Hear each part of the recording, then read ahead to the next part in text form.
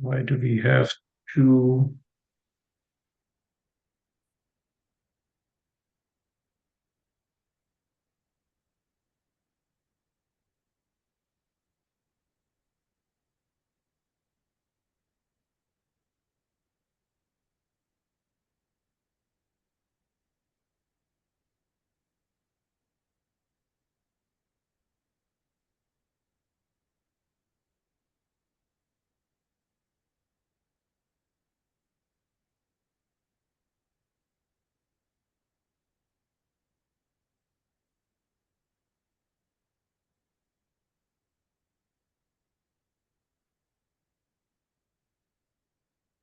Okay, so I believe, yep, we're good to go now.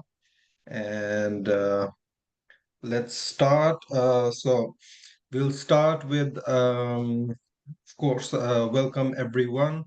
Um, it's a pleasure to have you here. I would first like to thank Nick Roach for coming to the webinar and giving us his precious time. I would also like to thank Richard, who was gracious enough to talk to us earlier. Richard from Innovator International, who is also the director. And I'd also like to thank Mr. Fahad Latif, who is the CEO of Legend Group, of which a part of the company is Legend Consults, which is hosting this webinar. So, and then I would like to thank all of you who are attending this for your time, and hopefully you'll get something good, informative from this webinar. We'll start off with just a brief intro of Legend Consults. So Legend Consults is a consulting company which is specializing in business migration, and we are focusing on Innovator Founder Visa, Global Talent Visa, and any kind of visa that allows people to start their own business and then move to the UK. Particularly, we are interested in Innovator Founder Visa because this is a visa that's there for the innovative minds, and it allows people to go for a business and start their business without having some traction. And that is the best thing, because if you have an innovative mind, if you have a brilliant idea, but you do not have the investors with you, this route can help you establish your business in the UK and attract the investors who will help you to get some traction, make your prototype, or just expand your business. So this is what we do. We help you in the first step, which is the endorsement process, in which you make a business plan and you pitch it to an endorsing body, just like Innovator International. And then once you get endorsed, then the journey of your establishing your company starts. There are certain requirements that you need to fulfill in order to move to a permanent settlement in the UK after 3 years. And we help you along with your journey as well. I am Shahid Inayet. I represent Legend Consults, and this webinar is going to be about myths about the Innovator Founder Visa that we're going to bust. And I'm going to hand it over to Nick Roach to introduce himself, please. Thank you. Hello, everyone, and thanks to Legend and Shahid for the kind invitation to join the webinar this afternoon. It's a pleasure to be speaking about the Innovator Founder Visa, and to all you guys out there who have an interest. So just a very brief introduction on Innovator International. We became an endorsing body around about 2019, late 2019. And initially we provided endorsements for the old Startup Visa and the old Innovator Visa. Now, at the time, there were over 60 endorsing bodies approved by the Home Office who realised that was quite a fragmented system and one that was quite difficult to manage because of all the variations in fees and packages that were involved at the time.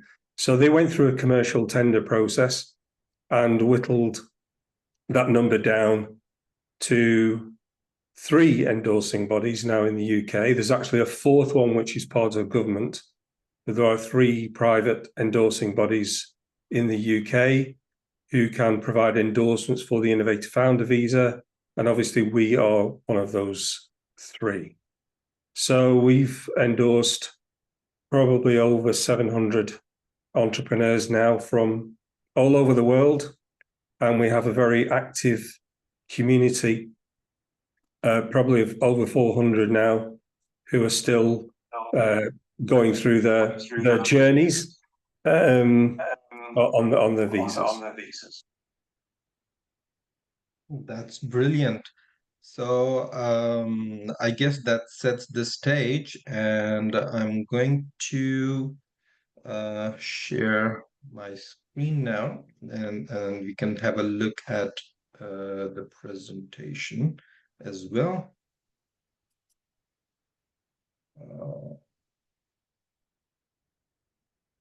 Yeah, here we go.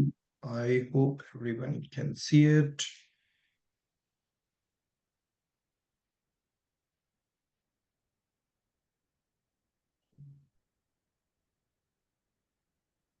So we're going to talk about the 4-point formula to get endorsed for the Innovator Founder Visa. So now, for those who are new to the concept of the Innovator Founder Visa, it's a visa that provides you access to move to the UK and establish your business as an innovator. And then you are required to fulfill certain criteria. And then if you do that, then you are able to apply for a permanent settlement in the UK while establishing your business and expanding it. So, but the first process is how to get endorsed. And there are 3 major criteria that are there that are requirements. The first one is a consideration. So I'm going to start with viability and innovation, or whichever you think is the foremost. We can go ahead with that. What we've done is that we've made an acronym, a visa, so that we can remember these 4 things that the endorsement body is looking for, which is viability of the business, innovation, scalability of the business, and alignment of the founder profile with the business idea. So let's start with discussing these. And Nick, can you throw some light on these criteria? Yeah, sure. So the criteria are obviously dictated by the UK Home Office. So they will set the parameters and set the benchmark for each of these criteria. And they do that through the immigration rules and some guidance, which is laid out, which is publicly available information, but guidance that all the endorsing bodies have to follow. I think it's worthwhile saying as well that the application process, it does vary from for different endorsing bodies, but the fees are exactly the same. So it doesn't matter which endorsing body you go to. The fee for the assessment is £1,000 plus VAT if that's applicable. And then obviously you have all the other surcharges as well. But that's common right across the board for all endorsing bodies. So if someone is trying to charge you a little bit more for that, they shouldn't do that. It's a set fee for the assessment of the endorsement. And just a further point on that, the endorsement is just the first stage. What the endorsement will do, that will enable you to make the visa application to the Home Office. So you apply to the endorsing body for the endorsement with your business plan and other associated documentation, which we'll go through this afternoon. But then you must make your visa application to the Home Office, and we are not allowed to provide any sort of immigration advice on that basis because we're not qualified to do so. So our remit is very specifically all around assessing whether business plans meet the criteria for the Innovator Founder route. So if we start with viability and what we are looking for, I guess there are three main components to this. Number one, so we're looking for a credible founder and a good plan. Essentially, that's what we're looking for. But the applicant's business plan must be realistic and achievable based on the resources that you have. And obviously resources could be either knowledge, expertise, and money, or all of them. So it's got to be realistic and achievable. Perhaps one of the worst things that people can do is put a business plan together and say, yeah, we're going to achieve £5 million revenue in year one in an attempt to impress someone. That's not a good strategy, because the endorsing body would just look at that and say, well, from a standing start to very high levels of sales revenue, usually is not a credible plan. Another key point is that the applicant must have the skills, the knowledge, the experience and awareness of the market to run the business successfully. And unfortunately, we do see quite a lot of applications where maybe someone has had what could be a good idea, but if they don't have that market awareness, the market knowledge, sector experience, and they're outsourcing everything, that is highly unlikely to receive an endorsement, because they lack that knowledge, skill, and expertise to be able to deliver the plan, even though they may have had a good idea. And as I mentioned, the third key point is that for viability, for a project to meet the viability criteria, we need to see that the applicants actually got the resources to be able to deliver the plan. And what we mean by resources is operational resources, the wherewithal to be able to deliver a plan, and the money.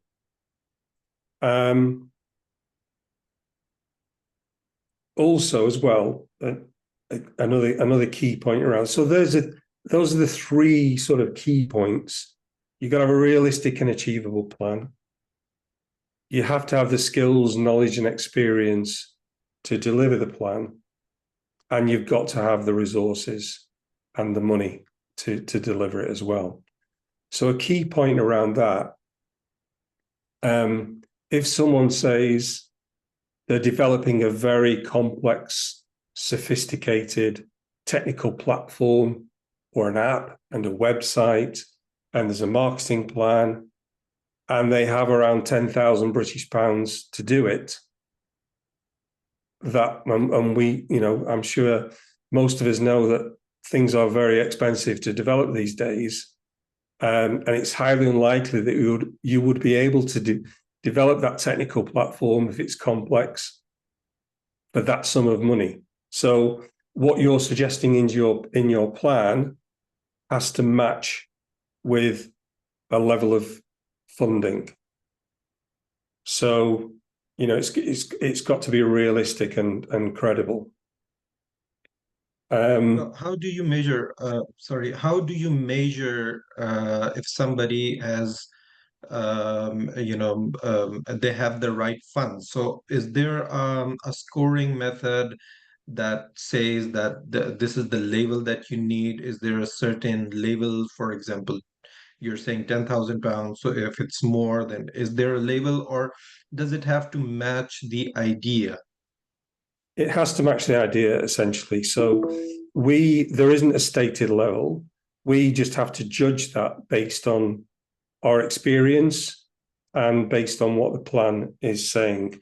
So, for example, if someone's plan is saying, well, we're going to develop a manufacturing plant, and we have to buy in equipment, and we have to employ 5 people before the sales start to come in, then you would have to show a reasonable level of cash to be able to do that, based on how much it would cost to lease some premises, to buy some equipment, and to fund 3 or 4 people for a period of 6 months or whatever it is, until you start generating sales revenue. So we would make assumptions based on that. Now, clearly, that scenario, you would need quite a high level of funding, because all those things are very expensive, including leasing equipment and employing people. However, if someone, and we do have several of these, if someone had been developing something in the background for the past 2 years, and they've developed this algorithm and a platform, and they bootstrapped that development, and they've got it to a point of MVP where it just needs a little more technical development work, but they can do that in-house, obviously the level of funding required is going to be much less. So their funds may be more a case of, achieving a launch, or having some money for marketing, for example. So there's no set rules. It's all based on and matched to the nature of the business plan. But That's as far as great. the applicant is concerned, you just have to make sure that the money stacks up, and it's a credible proposition aligned with what you're saying you're going to do. That's brilliant. And what about innovation? So how do you measure the innovativeness? Okay, this is probably the trickiest area of the assessment process, because what is innovative to one person may not be innovative to another. And what we always say is, because innovation is such a broad ranging term, one of the phrases we use is innovation in the context of this visa. So what does this visa route, what do the Home Office want, what are their expectations are when they're looking at innovation? So I'm sort of going to paraphrase the guidance in the immigration rules here, but hopefully give a little more context around innovation. So what the Home Office are asking for is that business propositions must demonstrate a clear and compelling, unique selling proposition. What we would prefer to say is, because unique is a very strong word, so if we only endorse businesses that were genuinely 100% unique, we could be able to count them on the fingers of one hand. So what we would prefer to say is, it's got to be compelling, and it has to be differentiated. And what we mean by that is, if someone puts forward a business proposition, and we can, through our existing knowledge or some searches, we can quickly identify people who are doing something very, very similar. So those products or those services are readily available in the marketplace, and not just in the UK either. Then it's unlikely to meet the innovation criteria. So it's got to be differentiated. You've got to be delivering something in a different way, with a different product or with a different service. So I hope that Right. makes sense to Um, everyone. yeah, definitely. That's great. Very well expressed, actually. And And I'd like to know, do you see a widespread impact as one of the things that add to the score? Because, for example, I saw one of the business plans. Just giving an example, that was all about recycling tennis balls, and they were all about how the tennis balls are going to waste and we can recycle them. So it was all about sustainability, but that impacts a very small part of the overall economy, or it's just the tennis academies and the clubs that will be benefiting from that. So do you measure the widespread impact, or a very specific niche would also do? a niche would do, to start with, but as I'm sure you know, tennis in the UK is a highly participated sport. There are lots and lots of tennis clubs, and there are thousands upon thousands of tennis balls that need repressuring. And also there are international markets as well. And that particular project, he came up with a very, very clever way of repressurizing the balls, which is subject of a patent, that made it a very cost efficient and process for the tennis clubs. And also, it was very difficult. It would be very difficult to copy, which is another key aspect that I was just going to go on to around innovation. So there is, it could be seen or perceived as being niche to start with, but each project, and this one included, has to show growth and scalability, which we'll come on to in a little while.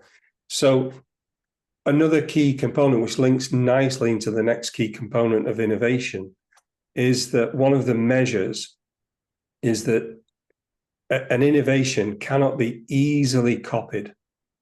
So you may see the term easily replicable.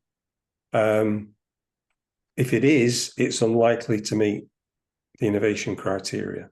So what we mean by that, just to give that a little more context, of course, someone could argue, well, anyone, if you have the resources and the money, you can copy anything. And to a large extent, that's true. So the measure that we use and the phrase we use is, can it be easily copied? So if someone had an idea and then one of the big firms saw that and thought, oh, that looks pretty good, we'll do that. One of the measures we use is, well, okay, if you can copy it very quickly, say, you put a couple of engineers on the task, and you could turn something around and have a new product in a few weeks or a month, then without spending a lot of money, then it's very easily copied, which means that the innovation threshold is not that high, so it would probably fail the innovation test. However, if someone did look at it, and it would require a high level of research and development, a high level of knowledge and expertise, and a high level of resources to come up with something that was similar, it would probably pass the innovation criteria, because we would deem it that it's not that easy to copy, because you're going to have to put some time into it, you're going to have to put some money into it, and it's going to take you a while to get there, by which time you may have lost that initial market first mover advantage. So that's what we do when we're assessing the innovation. We ask that question, could this be very easily copied? And if we think it can be, then it's likely to fail. And if we don't think it can be, then it's likely to pass. That's So that's a great. key. And so I'm getting this impression, please correct me if I'm wrong.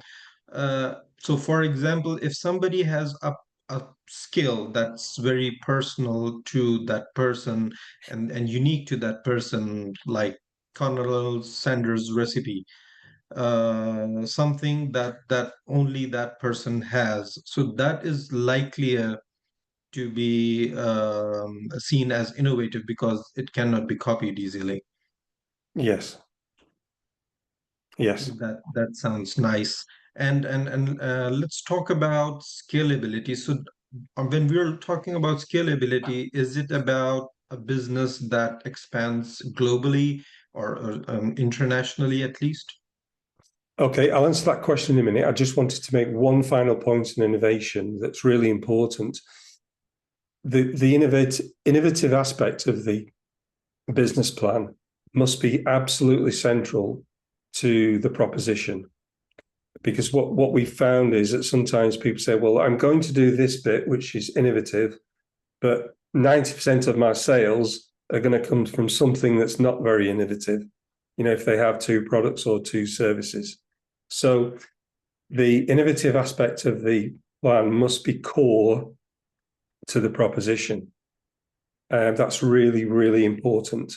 And another key area of that is that we are looking for the innovation to be delivered primarily within the business. So I go back to the point I made earlier, that if someone has a good idea and they outsource everything, the tech is outsourced, the marketing is outsourced, then that's unlikely to meet the criteria. We would expect the founder or the founding team, we get a lot of teams applying, to have the core skills within that team so that they can deliver the business plan. That's a really important point. So thank you, Shahid. Just on scalability.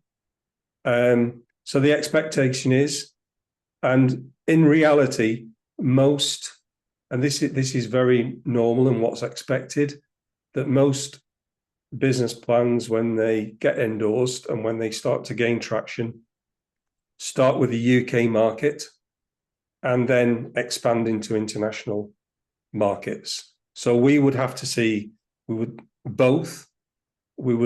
a strategy for a launch and growth in UK markets, but also in international markets going forward as well.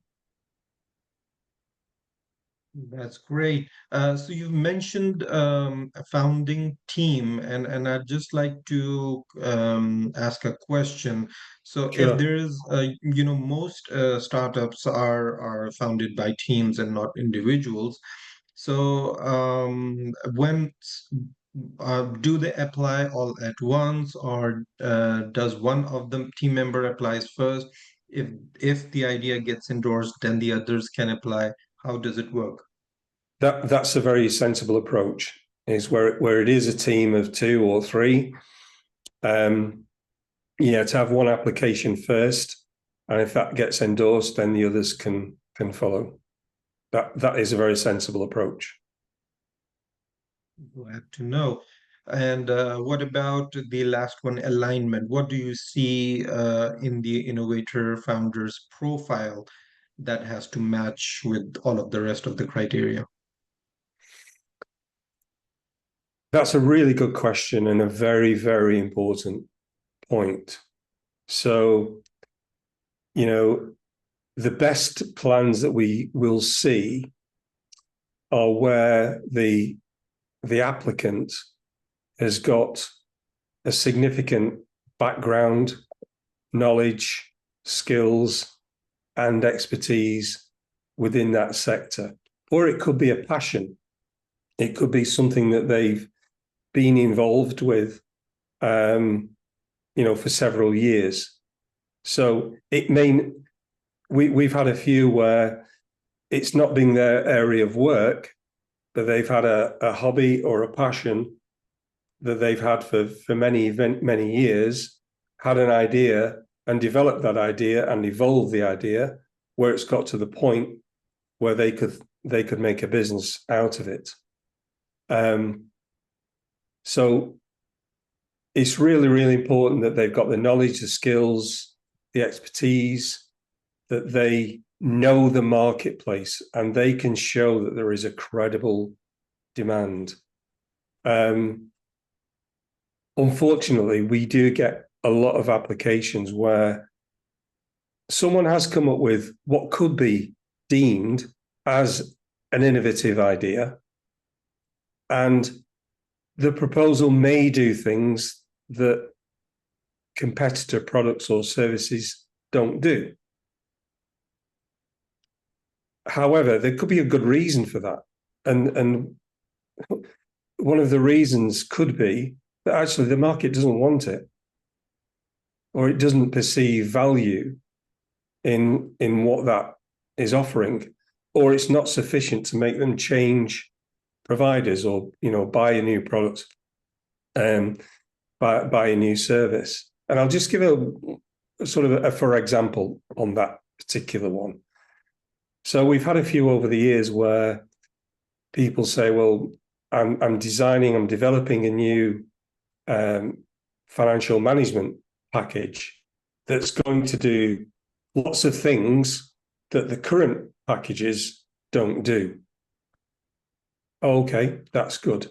However, what they've underestimated is even if you've got a range of additional features available, for someone to make that switch from the accounting package that they use is a massive step for them, for that customer to take, because it means changing everything that they do and change systems that may be linked to other systems within their business.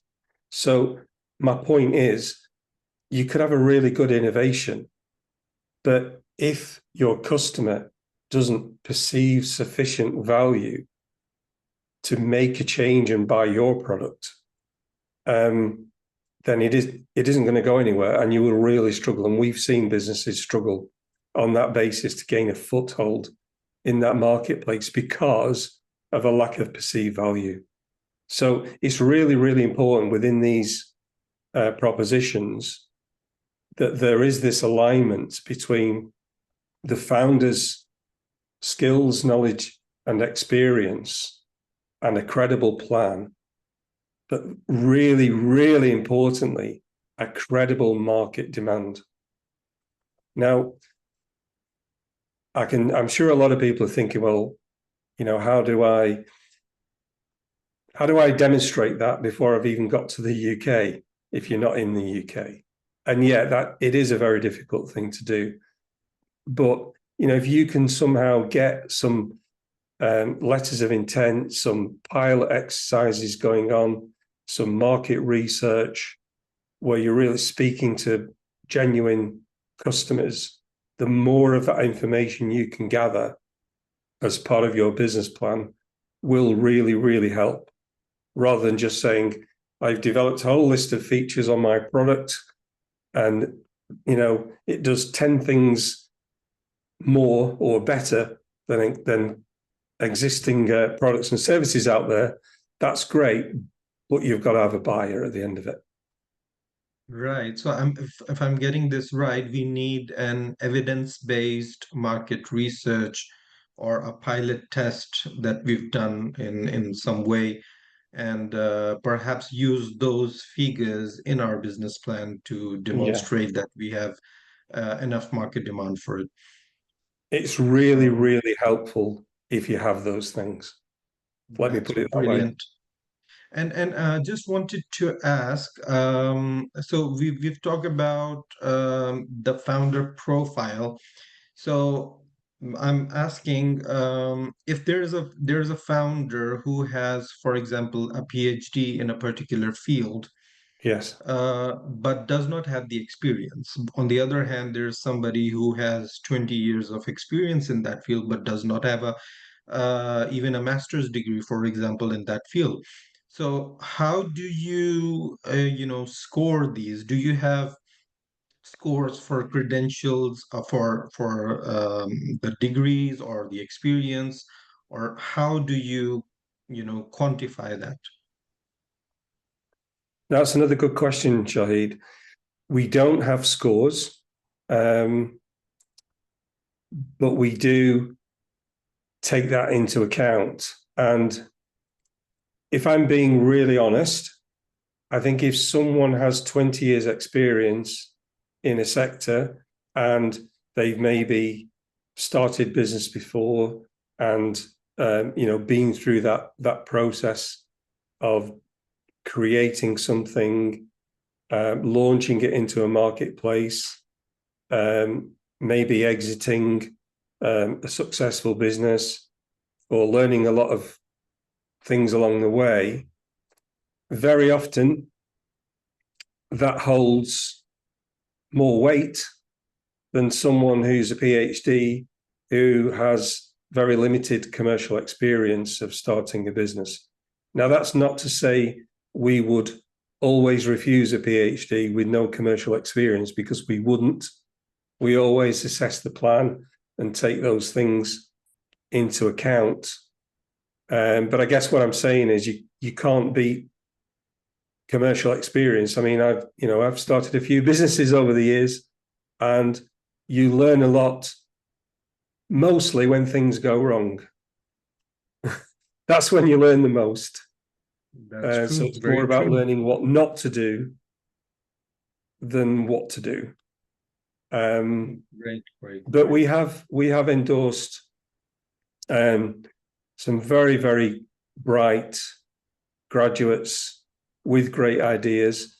The one thing that I would probably recommend to those graduates is, surround yourself with some experienced people, advisors, professors, entrepreneurs. You will be surprised at the number of entrepreneurs that are willing to help, particularly young graduates, young entrepreneurs without the commercial experience. So reach out to people, try and build a network of expertise and experience around you, and to build your business plan.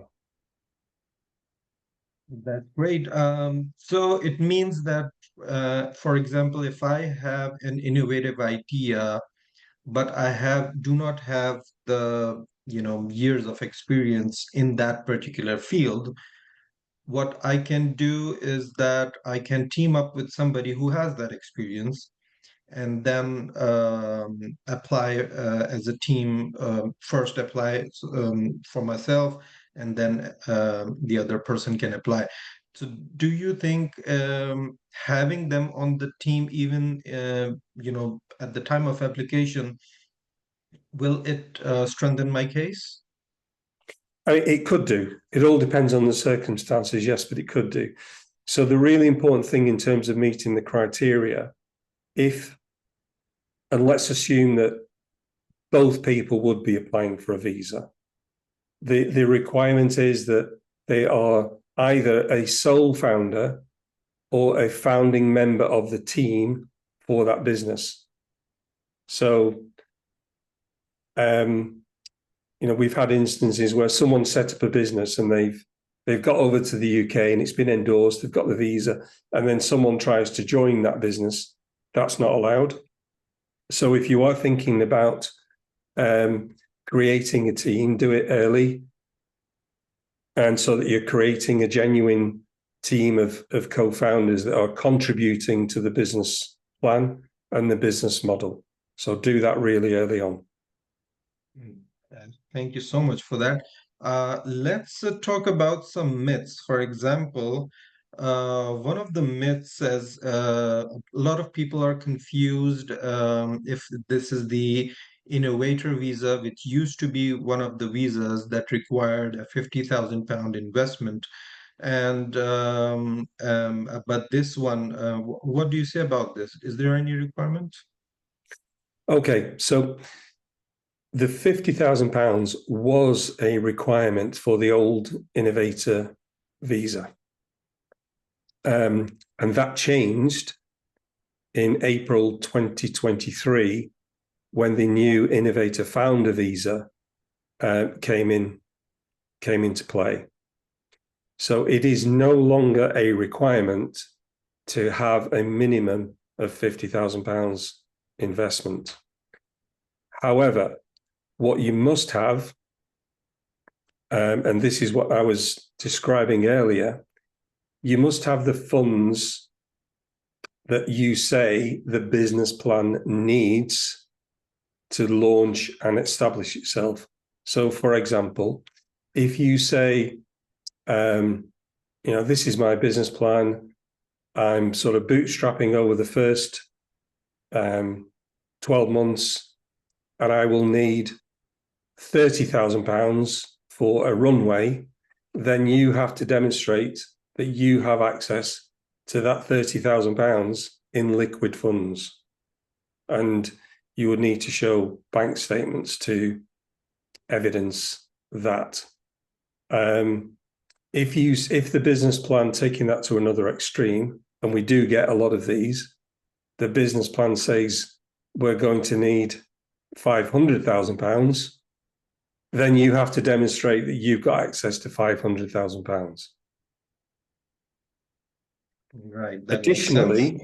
Additionally, I would also go back to my previous point, is to say, if someone said, well, I only need £10,000 to establish my business, but I need to develop a very complex app. I need to design and develop a website. I need money for marketing. I need to employ one person. Then clearly £10,000 isn't going to be enough for that. So, it has to be credible, and we would have to make a judgment on that. So, if someone is saying they've only got £10,000, but the business plan, we just know that it's going to take a lot more than £10,000, then it will probably fail the viability criteria. That's great. Thank you so much. Let's talk about this myth. So a lot of people think that only tech-based solutions and ideas are get endorsed. Is that true? No, it's not true. The range of businesses that get endorsed and get visas is very, very varied, and it goes across all sectors, products, services. It's a bit like the innovation, sometimes when you say innovation, you have this vision of someone walking around a laboratory in a white coat with a test tube or some sort of equipment. So that's not what innovation is about. Innovation can be much, much broader than that. And so can this visa route. So we endorse lots of businesses that are not tech-based. They're service-based. They've come up with a very clever proposition, a different way of doing things that is, like I say, either service or process-based. So that is a myth that we can hopefully bust today. It is not about only tech-based businesses. Clearly, there are a lot of technical businesses that come forward. The use of AI over the past 6 to 12 months has exploded. So, but it isn't only about those. Great, thank you. And what about this one? Can you work while you're on an Innovator Founder Visa? And if so, Is it recommended? Does it impact your route to settlement? Okay, so you can take a job whilst you are on the Innovator Founder Visa. I mean, there are some conditions around that. So you must be able to demonstrate that you are primarily working on your business idea. So, most people take up a part-time work at a certain skill level to supplement their earnings whilst they're working on the business. But clearly, if someone takes a full-time job and they're working 40, 50 hours a week, it's unlikely that they're able to progress the business that they were endorsed for. So you've got to be very, very careful that you don't overdo that. So the thinking behind this is just to help people add some additional income whilst they are, particularly in the early stages of developing their business. So it's not a green light to say you can go and get a job as soon as you get here and start working full time, but it is a relaxation of the rules that allows people to earn additional money whilst they are developing their business. But the focus of someone on the Innovator Founder Visa route has to be focusing on the business, because this is a big mistake that people make, is that when they get the Innovator Founder and they get the visa, they get to UK, it's obviously can be a very stressful time. You're moving to a new country, starting a new business, you may have family, etc. So we understand all that. However, time moves very, very quickly. And before you know where you are, you're at the 12 months checkpoint where you've got to demonstrate some progress against the business plan that you're endorsed for. So focus is a big thing, and making sure you make the right level of progress. That's great. We've got many questions, but I'll just ask one before we look at the list of questions. Yeah. I wanted to ask what happens once we get endorsed, and how does Innovator International support? Do you have any business support packages, something that can guide people after they get the endorsement?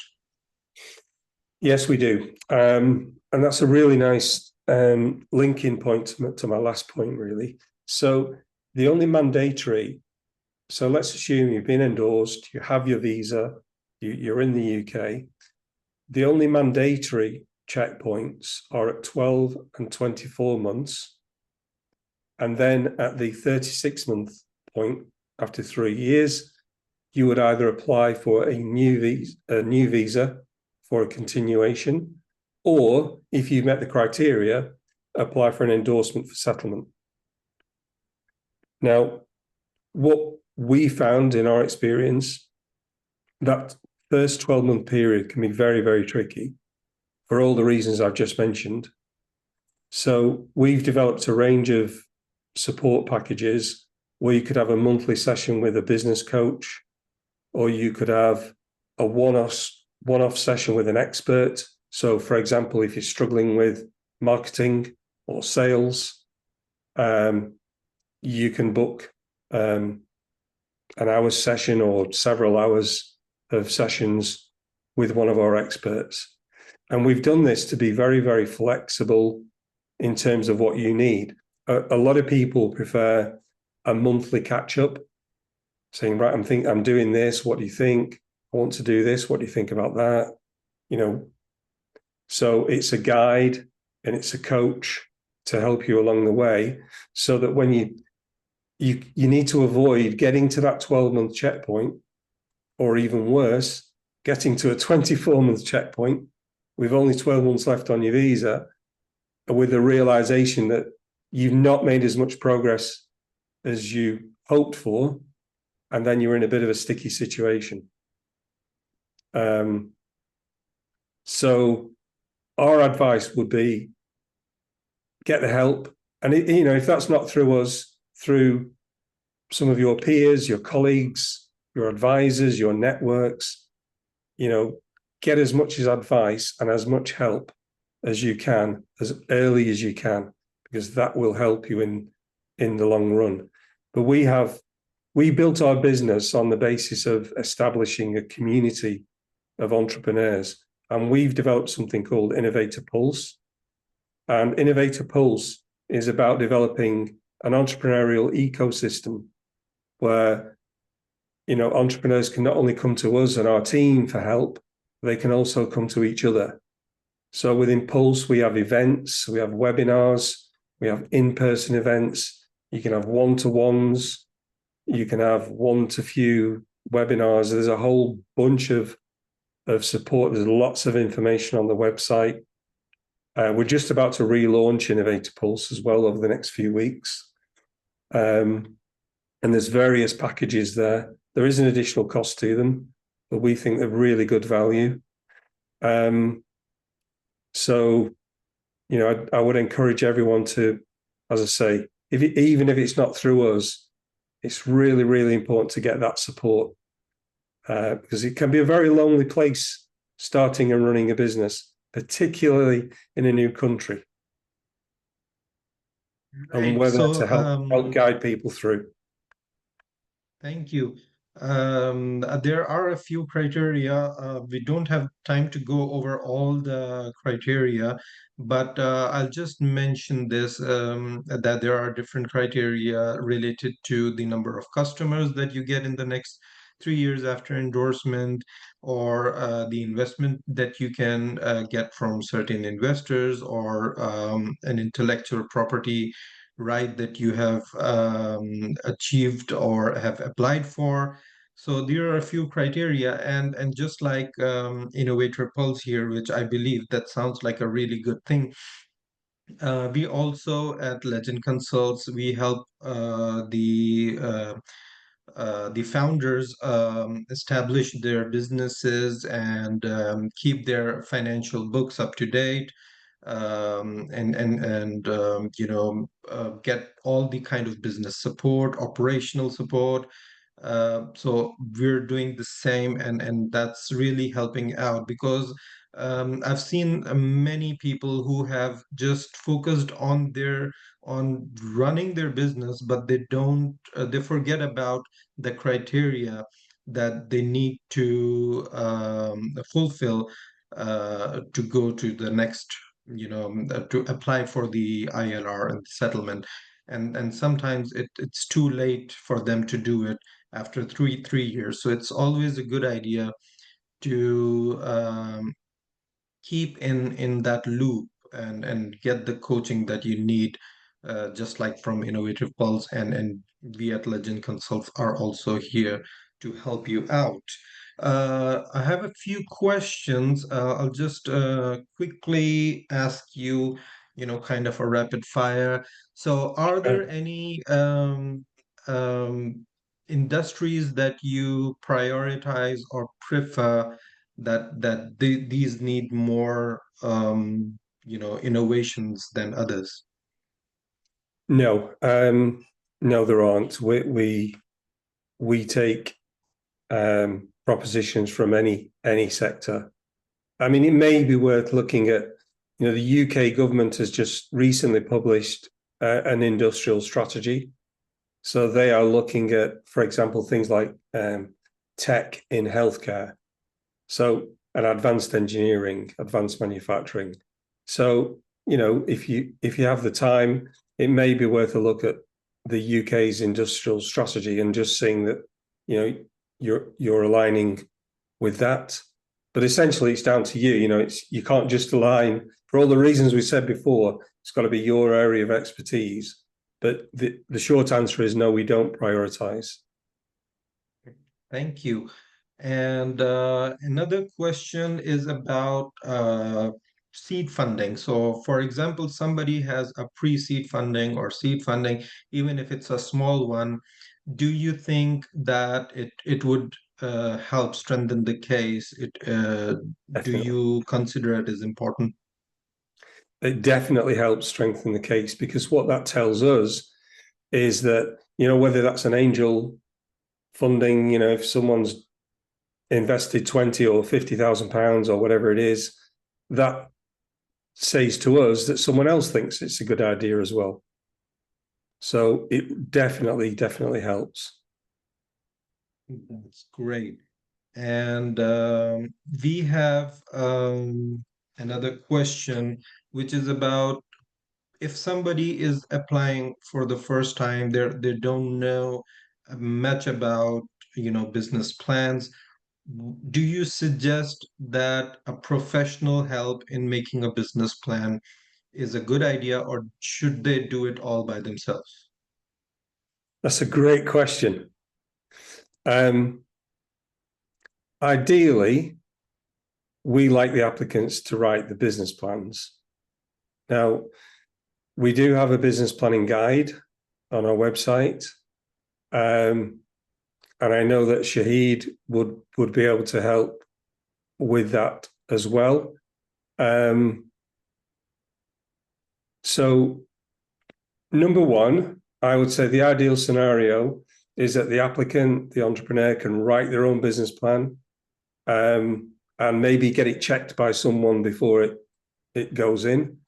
Maybe the second way of doing it is primarily the applicant writes the business plan, but gets the help of someone like Shahid to do that. Perhaps the least desirable scenario from our point of view is that the applicants get someone else completely to write the business plan. Okay, they may have a little bit of an input, but when we read a business plan, sometimes it's very clear that the applicant has written that plan because of their passion, their knowledge, their expertise, and it doesn't, it's not too cold. I hope you understand what I mean by that. That the applicant's sort of passion comes through in the business plan. So that's what I would say. If you can, write it yourself, but take guidance. If you need help, seek it from a professional. The worst thing you can do is probably just tell someone to write a plan for you. That's the worst thing you can do. Yes, I can understand. Another question is that there might be some people on student visas or graduate visas in the UK who would be applying for this route as well. Does it make a difference if you're applying inside or outside the UK? No, not as far as we are concerned. No, it doesn't. All right. So I believe, but there are a couple of things that you need to have, like the English language requirement and the financials to support yourself.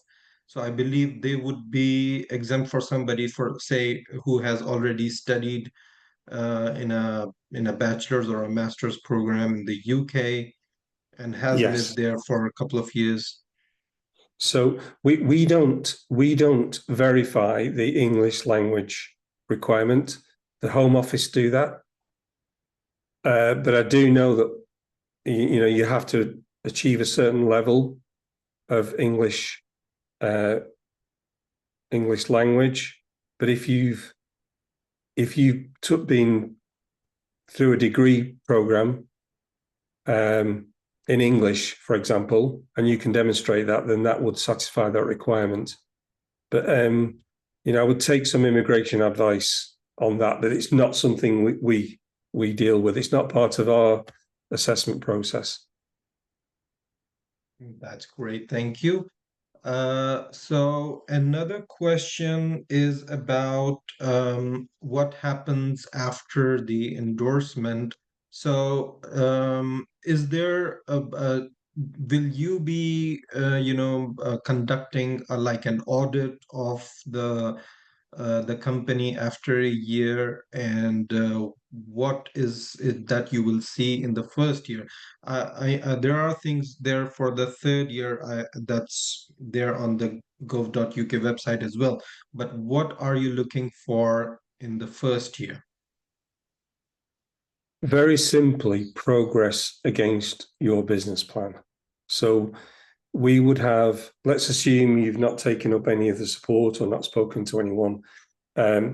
Just before, about 6 weeks before the 12-month anniversary of your visa, we would send out a request for a checkpoint meeting.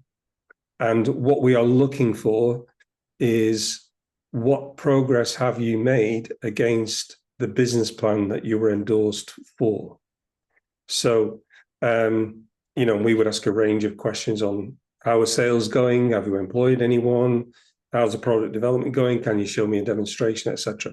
But basically, everything that you said in your business plan, which is why it's really, really important when you write your business plan, just bear that in mind. Because if you say, I'm going to sell 1 million products in the first year, we'll be checking if you've sold 1 million products in your first year. Right. So you basically, and what I would say is, I've seen thousands of business plans, and the vast majority of them, everyone's a millionaire by year 3, and that very rarely happens. So what we do know is that all the objectives and all the targets will not be met. We're old enough and wise enough to know that. So, and just to use an example, if someone said, right, I'm going to make £1 million of sales in the first year, and they only make £500,000, well, they failed against what they said they were going to do. But achieving £500,000 of the sales in the first year is probably a massive achievement. If you said, I'm going to sell £1 million of the sales, and you've sold nothing, there would be some serious questions asked. Okay, so it's all about what you've said in your business plan. And it's not just about sales revenue, it's about making progress against all the key areas of what you said you were going to do in your business plan. So, for example, very, very often we say, business plans would say, well, okay, in the first 12 months, we are going to develop our technical platform to get to the point where we have a fully working MVP with 10 pilot customers on board. So that's what you'll be measured against. It's really as simple as that. Great, thank you for that. And there's one interesting question, and I think a lot of people will have that risk assessment in their mind, that what if my application is refused? Can I apply again? Okay, another good question. If your application is refused, we are the only endorsing body that offers the opportunity for a second assessment. So, and in that second assessment, if that is an opportunity for clarification of any misunderstandings, if you feel that the assessor has not quite grasped the business plan, you can provide some additional information at that point to help clarify those areas. So that will be taken on board, and the assessor would take a fresh look at the information that you've provided. If there's still a refusal at that stage, that would go to an appeals process where the proposition will be looked at by a completely different assessor. So there's no additional cost to that process. So, there's a first look by an assessor. It could go through a second assessment with the same assessor. And if it's still a refusal, you've then got the option to appeal, which is carried out by a completely different assessor. Now, I'll be very honest with everyone. The second assessment process does get overturned, but it's probably, it's less than 10% of those get overturned. Because what we find is, unfortunately, a lot of the propositions that are some way short of meeting the criteria tend to be the ones that sort of clutch at straws and go for a second assessment and an appeal, but it doesn't change the outcome. But we've had quite a few where we've taken a fresh look at them and said, okay, they've provided some additional context, they've clarified a few points, so we've overturned the original decision. But we're the only endorsing body that does that. Most of them with a refusal, it's refused. That's great to know. And How does we this, have had some cases where some people have applied and they've been refused, and a few months later they've come back with, maybe it's in the same area but a different sort of proposition, a different way of doing it, and then they've reapplied again. Obviously there's a cost to that, but that's what they've done, and done it successfully. Great to know. And how long does this endorsement process take usually? Okay, so we try our level best to complete all assessments within four weeks. It can go a little bit over that depending on the level of questions that we have to ask. So normally in a typical process, we get the assessor picks up the assessment. They would ask some questions. They may ask some more questions, and then there's a panel interview, so a panel meeting between the assessor and one of our management team.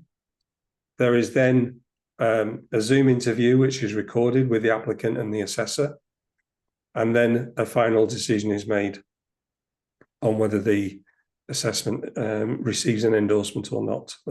We hope to do that usually between four weeks, hopefully, but it can stretch to 5 or 6 sometimes. Great. And I won't be taking much of your time. There are a million questions, but we're always short of time. I'd like to know your advice.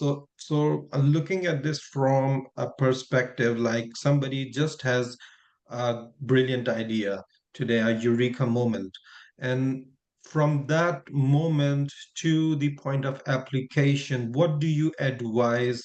How do they take it forward? What are the steps that they should take? Spend time researching their idea, particularly from a market perspective. So, you know, would there be a credible demand for that idea? You know, there's an old saying, and Richard quotes this quite a lot. You know, it's far better to sell something that you haven't yet invented than to invent something that you cannot sell. So, you know, research your customers, speak to as many people as you can to validate the idea. You know, that can be peers, colleagues, advisors, you know, obviously without giving away any crucial information, but speak to people. Don't do it yourself, and speak to as many external people as you can. And that will really help you to form the idea and the business plan. And I just want to make as well, if I could, just one quick, really, really important point. When we were talking about, you know, the endorsement and the visa process. So let's assume someone gets endorsed and they're endorsed for a 3-year period. I think there's another myth that people have to meet settlement criteria after 3 years. You don't. In fact, it's the opposite. Home Office expectations are that settlement criteria would probably be most usually reached after the 3-year period, probably within 4 to 5 years of receiving the visa, the original visa. So lots of people feel, you know, instant pressure saying, oh, I've only got 3 years to meet this settlement criteria. Well, you don't. And the rule is you could apply for continuation visas as many times as you like. as long as you're making sufficient progress against the last plan. So, don't put unnecessary pressure. Of course, it's nice to get settlement after 3 years, and we've had quite a few clients who've achieved that. But it is quite difficult and it can be challenging. But don't put your pressure on yourself, because if that takes 4 years or 5 years, so be it. Right. So what I'm getting from this is that we should strive to make a realistic business plan that's more likely to be profitable and sustainable in the long run, rather than trying to achieve those objectives within a 3-year time. Yeah. Yeah. Yeah. I That would makes say so so. much sense. So, thank you so much, Nick, for your time. We do have many questions, but I know that you're also short of time. You have so many things to do. I know the endorsing body is really helping out people, and I really appreciate your time.